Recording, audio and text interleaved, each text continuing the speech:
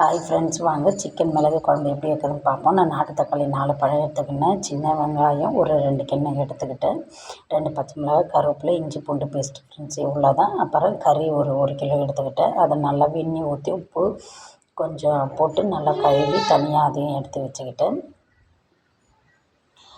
கறியை சுத்தம் பண்ணிக்கணும். நல்லா கொஞ்சம் மஞ்சள்தூள், உப்பு, கொஞ்சம் வெந்நீர் ஊற்றி நல்லா கழுவி சுத்தமாக வாஷ் பண்ணி அதையும் தனியாக எடுத்து வச்சுக்கணும். அதுக்கப்புறம் எண்ணெய் ஊற்றி கடுகு, கொஞ்சம் பெருஞ்சீரகம், இஞ்சி பூண்டு பேஸ்ட்டு, வெங்காயம், கருவேப்பிலை எல்லாம் போட்டு நல்லா வதக்குன்னு வதக்கிக்கணும். நல்லா வதக்கி நல்லா பொன்னிறமாக வரணும்.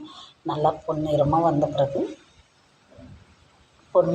பிறகு அதுக்கப்புறம் நம்ம தக்காளியை போடணும். தக்காளியை போட்டு கொஞ்சம் உப்பு போட்டு நல்லா மூடி வச்சிடணும் ஃப்ரெண்ட்ஸ். நல்லா வதக்கணும். அதுக்கப்புறம் நம்ம வாஷ் பண்ணி கறியும் போட்டு உப்பு போட்டு நல்லா மூடி வச்சிடணும். அதுக்கப்புறம் சீரகத்தூள், தனியாத்தூள், வீட்டில் அரைச்ச மிளகாத்தூளை போட்டு நல்லா பரட்டணும். தண்ணி ஊற்றக்கூடாது. நம்ம கறியில் அலசின தண்ணி, தக்காளி தண்ணியுமே போதுமானது.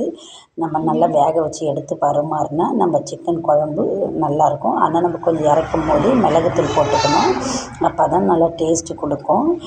கவுச்ச ஸ்மெல்லு வராது. நம்ம என்ன தான் இஞ்சி பூண்டு பேஸ்ட்டு போட்டாலும் கொஞ்சம் மிளகுத்தூள் போட்டோம். அதை விட சிக்கன் மிளகு குழம்பு இது. மிளகு குழம்புக்கு நம்ம இட்லி, தோசை, சாப்பாடு, சப்பாத்திக்கு எல்லாத்துக்கும் வச்சு சாப்பிட்லாம். நீங்களும் செஞ்சு பாருங்கள். நல்லா தண்ணி ஊற்றக்கூடாது ஃப்ரெண்ட்ஸ். நம்ம கறி அலசின தண்ணியும் தக்காளியில் இருக்க தண்ணியே போதும் ஃப்ரெண்ட்ஸ். வேறு எதுவுமே வேணாம், இதே போதும். ஓகே, நீங்களும் இது மாதிரி செஞ்சு ட்ரை பண்ணி பாருங்கள். ஓகே, பாய். பிடிச்சா லைக் பண்ணுங்கள், ஷேர் பண்ணுங்கள்.